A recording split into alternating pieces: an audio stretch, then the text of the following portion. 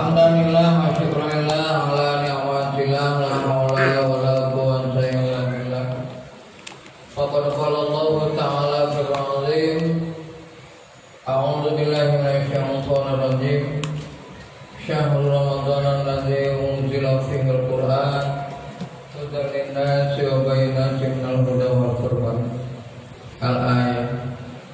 Wa qala Nabi sallallahu alaihi wasallam khairukum man ta'allama al-Qur'an wa 'allama. Wa qala aidan sallallahu alaihi wasallam kun 'aliman aw muta'alliman aw mustami'an aw muhibban wa la takun khamisan. Shadaqallahul azim wa shadaqa rasulun nabiyul karim. Alhamdulillahirabbil alamin. Jamaah Masjid Al-Barkah yang berbahagia, mudah-mudahan Allah memberikan hidayah dan taufik kepada kita semuanya dengan berusaha istiqomah menjalankan sholat tarawih. Memang sholat tarawih ini berat, jangankan 20 rakaat, 8 rakaat tadi kayak gini kan, ya. Udah besok kayaknya akan dipasang tiang sama ustaz-ustaz, ya. Kurang tahu tiang akan dipasang nggak, karena udah sampai sini. Kasihan ibu-ibu di atas. Ya, jadi kemungkinan besar mungkin akan dipakai tiang. Kalau memang kemungkinan seperti ini. Jamaah yang berbahagia, ini ada Al-Quran yang harus kita perhatikan.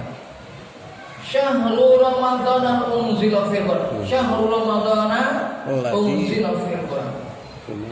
Di bulan Ramadan itu diturunkannya Al-Quran.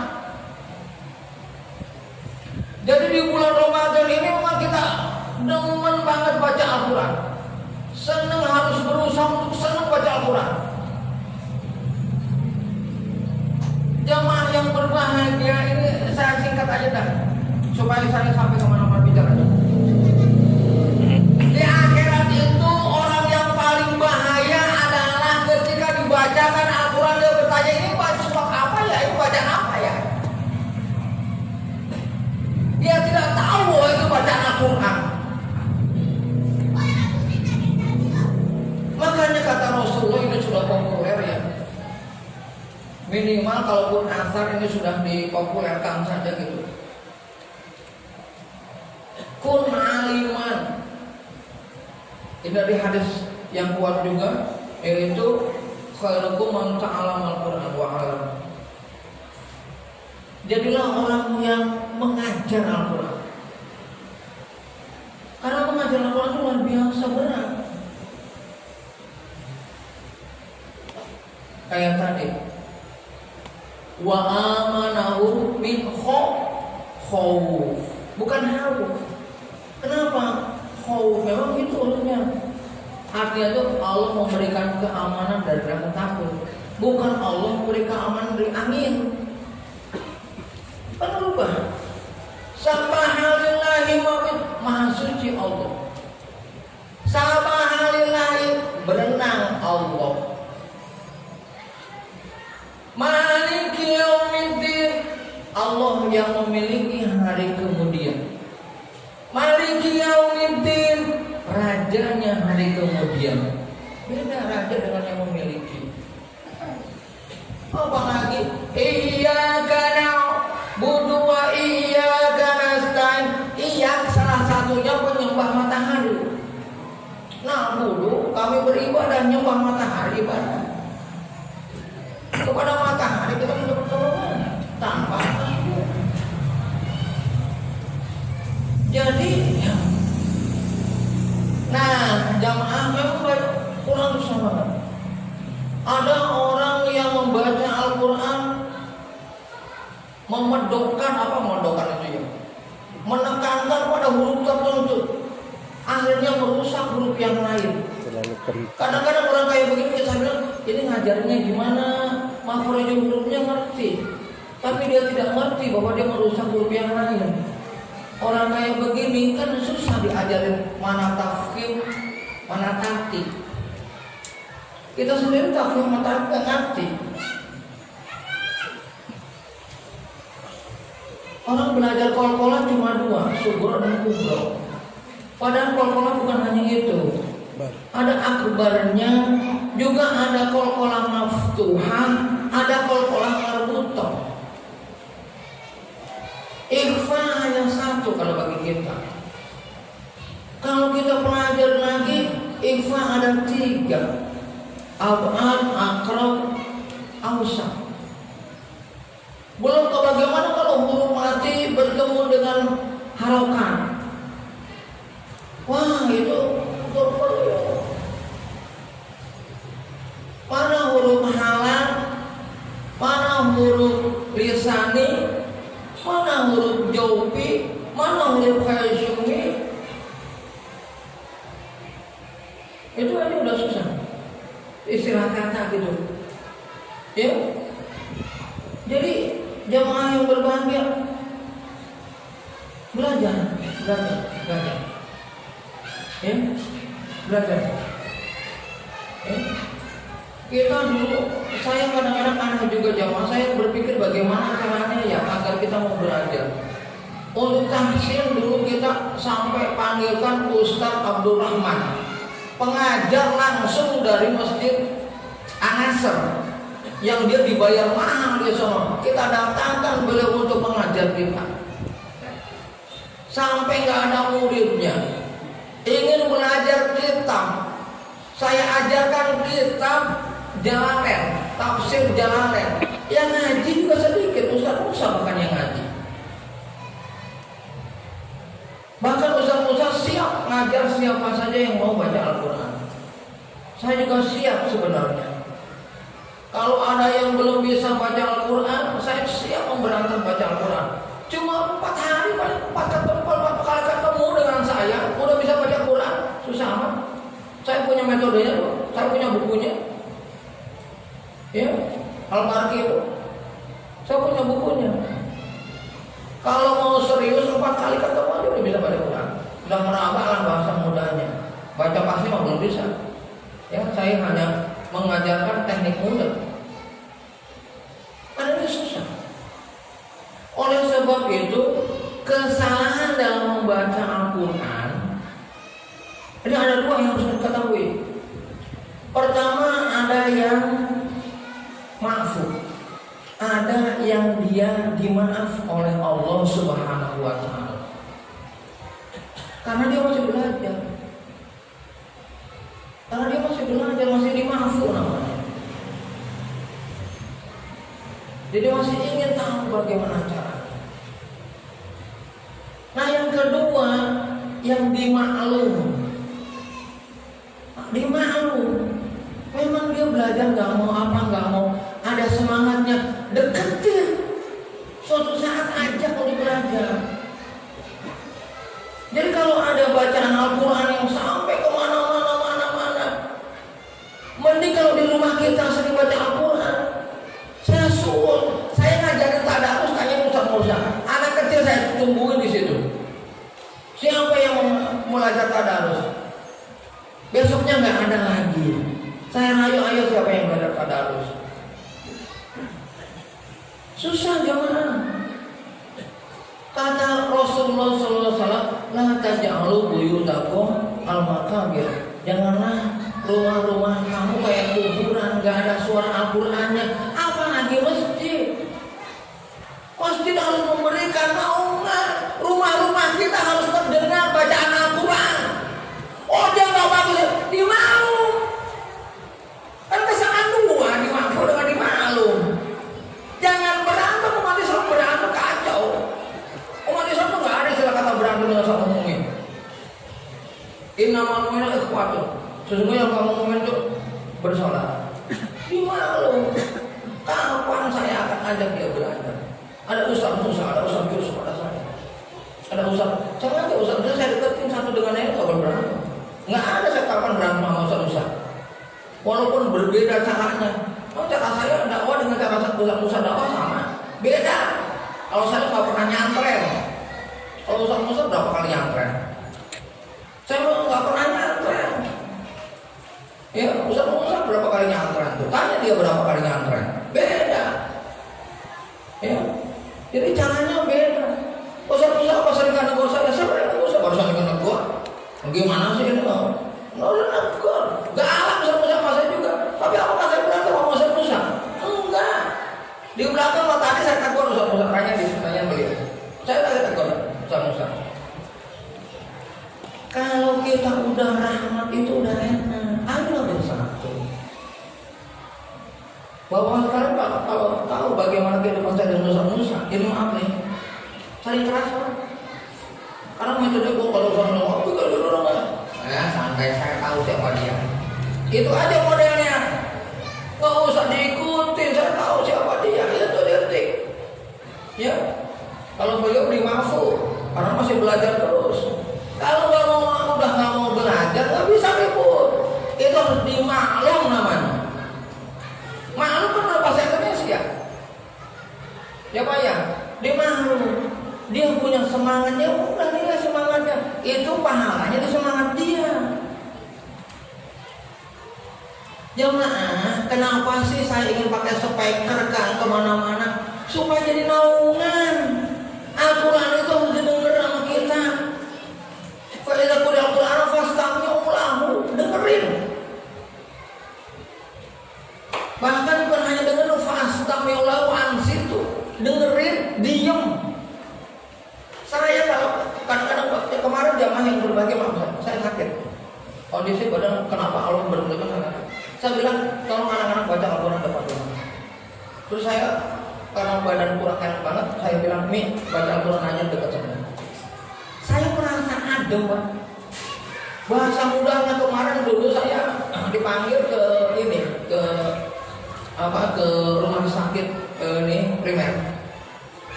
Orang tua ini, Pak Ustadz, bapak saya soleh, tapi kenapa begini? Panggil saya datang ke sana. Iya saya datang ke sana.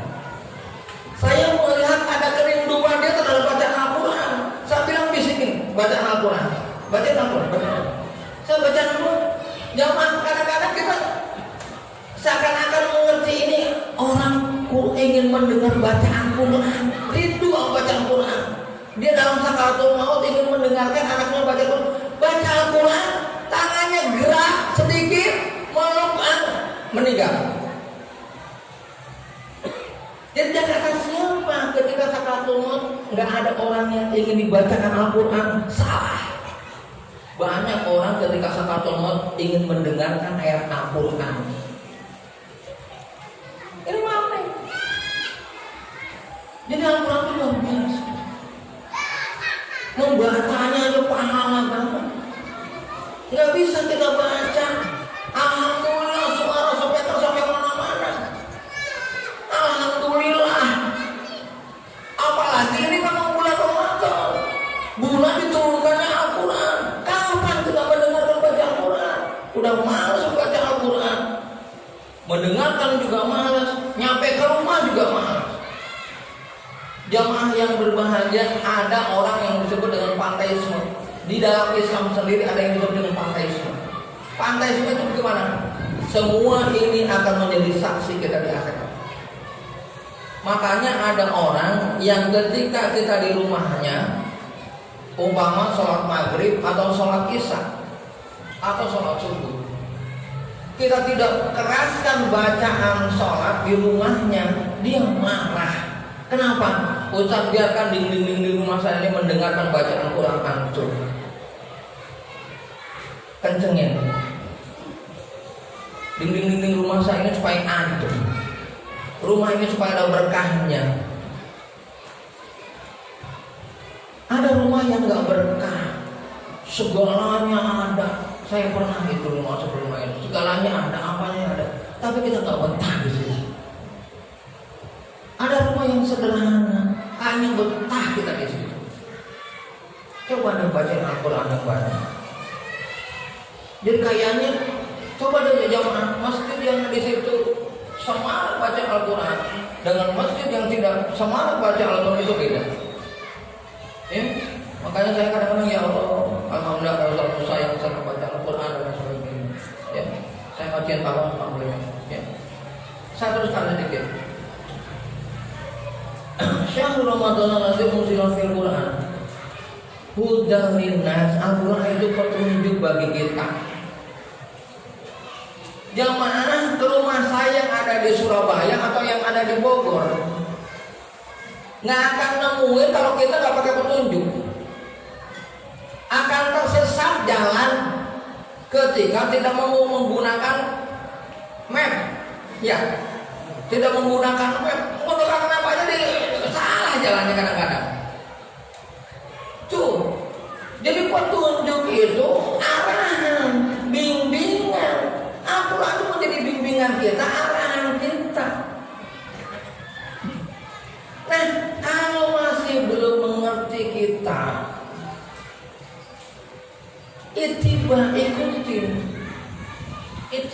ikutin. Nanti ada wabayinati minal huda, suatu saat ada cara. Ikutin. Nggak usah ribut, nggak usah gelisah, nggak usah risau. Ikutin aja apa perjalanan hidup kita. Nanti akan ada wabayinati minal huda. Oh, Al-Qur'annya ini. Saya sering sekali seperti itu. Kalaupun tidak, kalau mungkin ada orang yang ditegur dengan ayat, ada juga yang ditegur dengan ayat kauniyah. Ada ayat Qur'aniyah, ada ayat kauniyah.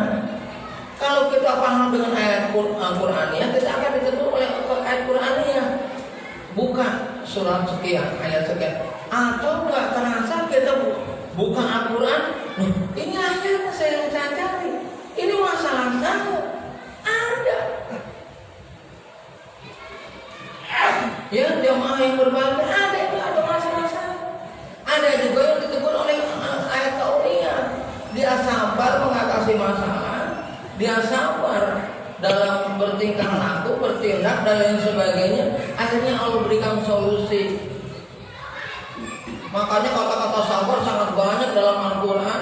Bahkan Allah luar biasa. Innallaha ma'as sabirin. Sesungguhnya Allah bersama orang-orang yang sabar. Begitu banyak kata-kata sabar, bahkan Allah ingin bersama orang-orang yang sabar.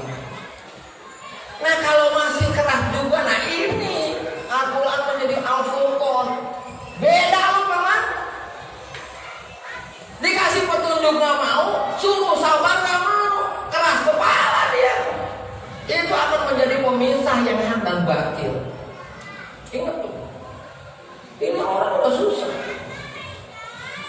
Ya.